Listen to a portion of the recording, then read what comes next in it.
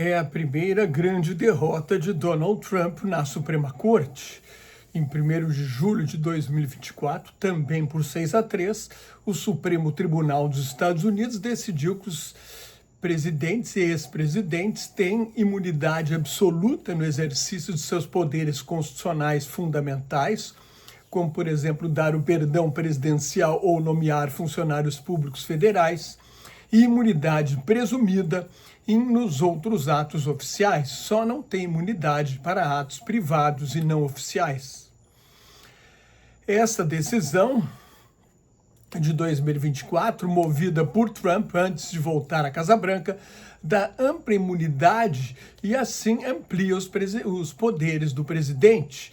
Desde que voltou ao poder, Donald Trump tenta ampliar, quero dizer, cada vez mais os limites do poder presidencial, que era um poder real, né?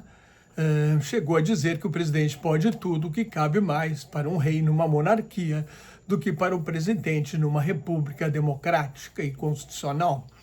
Agora, a Suprema Corte deixou claro que não é bem assim. Trump ficou furioso, desapontado, chamou de desgraça para a nação, xingou os ministros que votaram contra as tarifas, especialmente os que ele indicou, e votaram contra. A Suprema Corte decidiu porque, de acordo com a Constituição, o poder de criar impostos e impor tarifas é da competência do Congresso, é um poder do Congresso dos Estados Unidos e não do presidente.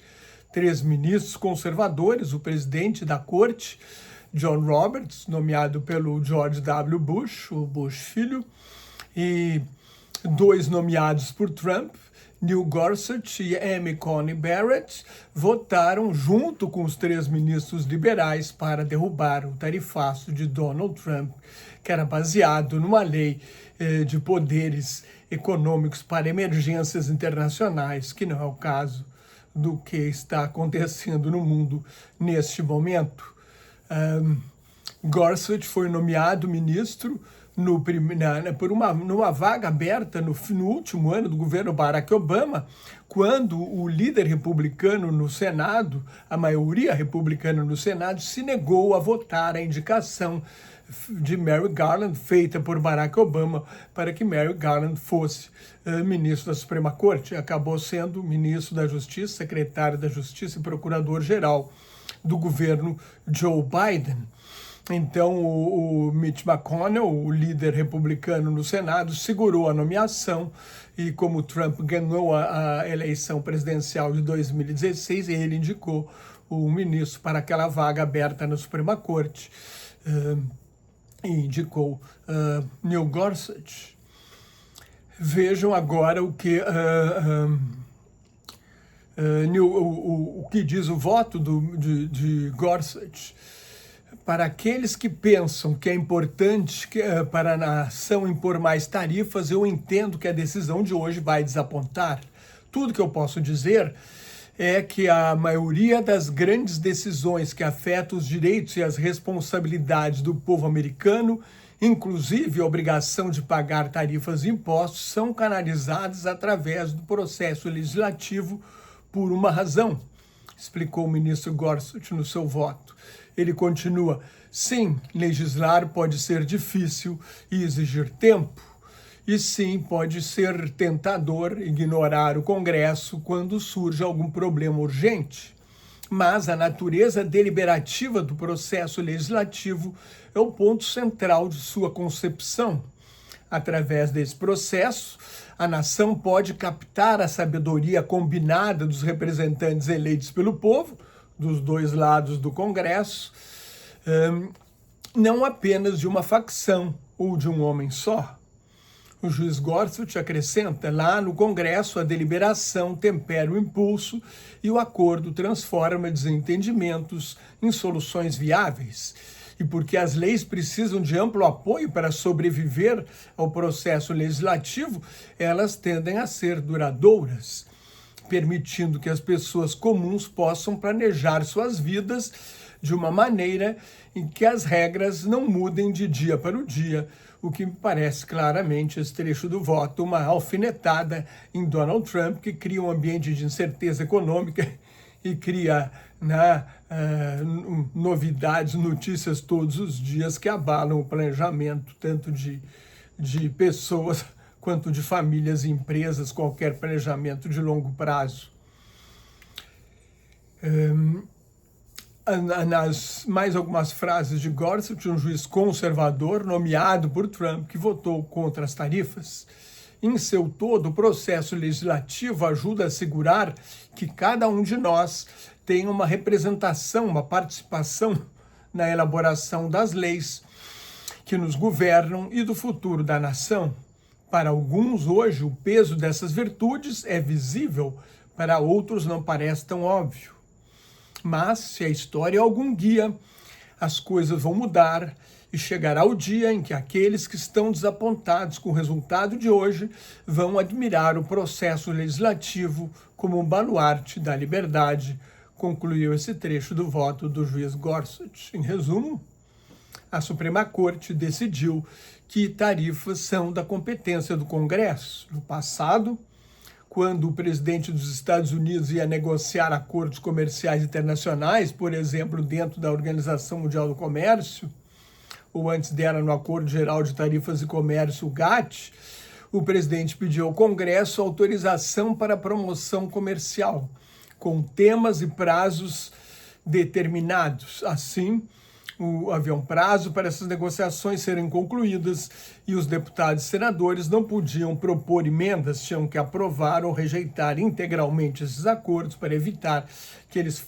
tivessem que voltar à mesa da negociação, que tornaria as negociações internacionais de comércio intermináveis. Então, os deputados não podiam propor emendas e Trump passou por cima de tudo isso, quer dizer, passou por cima da exigência de pedir autorização ao Congresso para negociar acordos comerciais internacionais.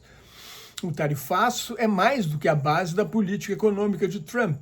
Não é só para equilibrar o orçamento, reduzir o déficit comercial e incentivar a produção dentro dos Estados Unidos, preservar empregos e empresas norte-americanas. É um instrumento de política externa para forçar outros países a submeter às exigências dos Estados Unidos. Ele usou, por exemplo, contra o Brasil para tentar interferir no julgamento do ex-presidente Jair Bolsonaro e para pressionar a Índia a parar de importar petróleo da Rússia e assim financiar indiretamente a guerra contra a Ucrânia. Embora tenha maioria na Câmara e no Senado, Trump preferiu ofender os ministros da Suprema Corte e anunciou um aumento na tarifa global mínima sobre todas as importações que entram nos Estados Unidos de 10% para 15%. Trump tem o direito de fazer isso por até 150 dias ou 5 meses. Neste período, pretende usar as investigações que abriu no passado contra o Brasil, investigações sobre práticas de comércio desleal para justificar novos tarifaços. O segundo governo Trump arrecadou cerca de 300 bilhões de dólares com tarifas. Deste total, cerca da metade foram derrubadas pela Suprema Corte, que não se pronunciou sobre uma possível devolução do dinheiro. Deixou o assunto para tribunais inferiores. Devolver esse dinheiro criará enormes dificuldades e batalhas judiciais de anos. Trump falou em 5 anos, mas as empresas e os cidadãos que tiverem comprovantes podem recorrer à justiça. Um estudo da Delegacia Regional do Banco Central dos Estados Unidos em Nova York concluiu que as empresas e consumidores norte-americanos estão pagando 90% das tarifas.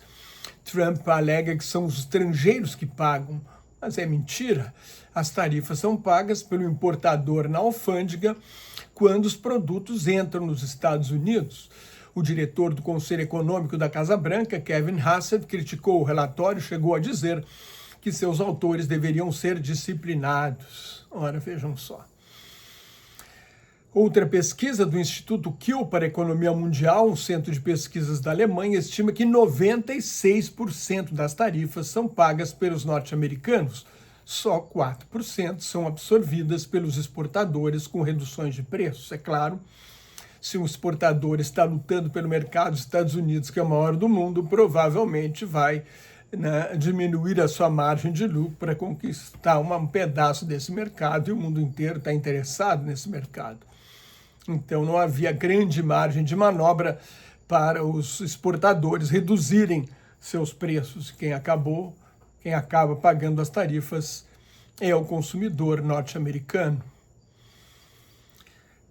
A maior prova do fracasso da guerra comercial de Trump foi o déficit recorde no comércio de produtos no ano passado, que chegou a 1 trilhão e 240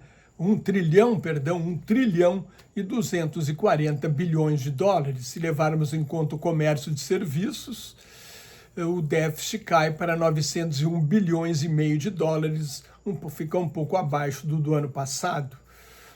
Os Estados Unidos reduziram o déficit com a China, mas importaram mais de outros países. Se um dos objetivos era isolar a China, não deu certo. A China ampliou seu comércio exterior com o resto do mundo. No ano passado, teve um saldo comercial de quase 1 trilhão e 200 bilhões de dólares, bem acima dos 992 bilhões de dólares de 2024. A decisão da Suprema Corte deixa suspenso todos os acordos internacionais negociados por Trump desde que anunciou o tarifaço.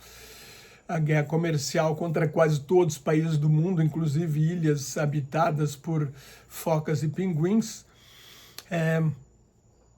Que 2 de abril, que Trump chamou o Dia da Libertação,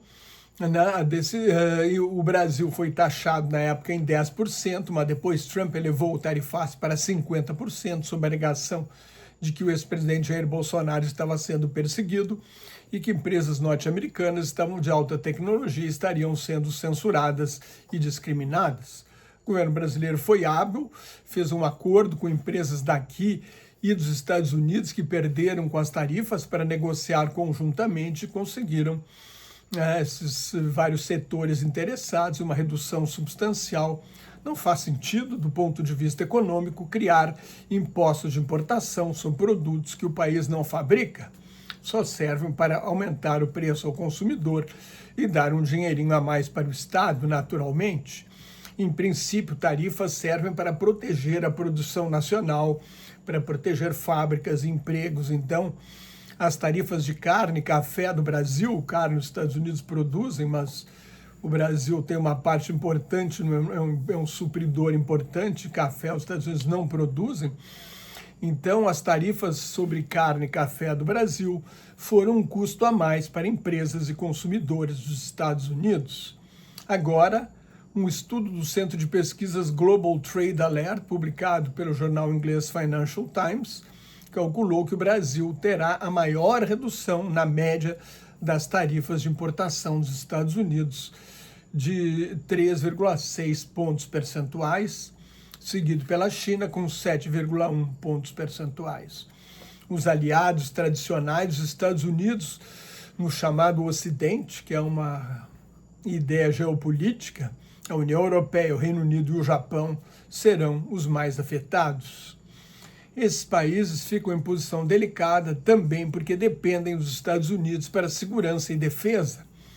Mas, num balanço global, a política de poder de Trump, de impor poderio econômico e às vezes militar dos Estados Unidos, afeta principalmente os países mais pobres e mais fracos, que não têm poder de barganha para negociar com uma superpotência que não acredita no poder brando, no poder suave, então não está disposta a fazer concessões, joga duro.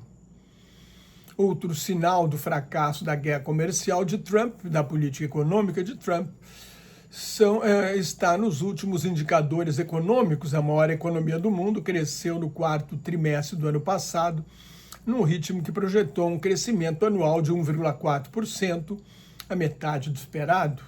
A inflação ficou em 3% ao ano, a inflação de bens de consumo é a maior desde a pandemia. O Banco Central dos Estados Unidos persegue uma meta de 2% ao ano.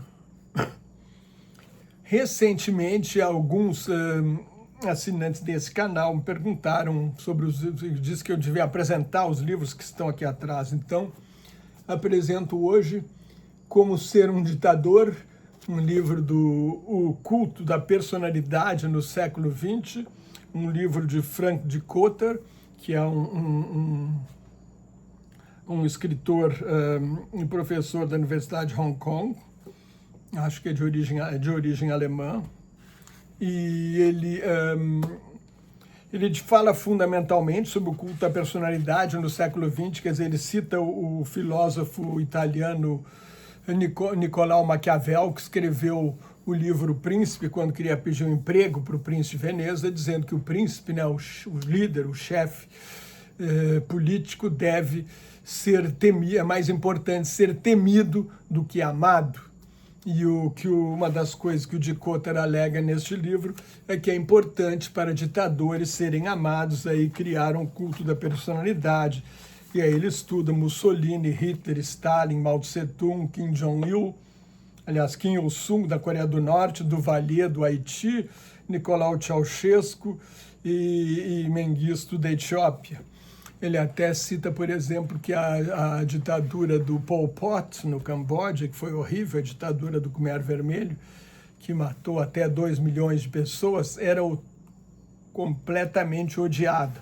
Esses outros líderes que eu citei aqui, embora houvesse 1000 razões para odiá-los, havia pessoas que o amavam e se derretiam por eles nas ruas. Dikötter é autor também de vários livros sobre a China, A Grande Fome de Mao, a história do Grande Salto para Frente, um programa lançado em 1958 para criar usinas siderúrgicas na zona rural, quer dizer, uma maneira de fazer a aliança operário-camponesa, que seria, né, a base ideológica do comunismo chinês, né? A China era um país atrasado, era uma sociedade agrária, agrícola, não tinha uma indústria forte, então não tinha um proletariado para se revoltar, né, como previu Marx na teoria do comunismo. Então, esse experimento aí do grande salto para frente foi um fracasso total, causou uma fome que matou de 15 a 55 milhões de pessoas, porque houve uma queda brutal na produção rural e o aço fabricado, né, a indústria exige uma concentração de fatores, né, de recursos para conseguir fazer, que hoje a China aprendeu, né, tem 36% da produção industrial do mundo, mas esse experimento do mal foi catastrófico. O outro livro dele, A Revolução Cultural, né, também História da China, ele começa em 1962 e vai até 76, né, que é o ano da morte do Mao. Na verdade, a data geralmente que se marca para o início da Revolução Cultural é 1966, mas ele, ao começar em 62, começa, né, no fim do período da grande fome, né, do fracasso da política, do grande salto para frente. Então, por hoje é isso aí. Muito obrigado pela atenção. Assine meu canal no YouTube, se você gostou. Me leia no blog Globalização em Crise. Estou também no Substack, no Instagram, no Threads, no LinkedIn e no Facebook, onde colaboro com o Grupo Quarentena News. Muito obrigado pela sua atenção. Até mais. Tchau.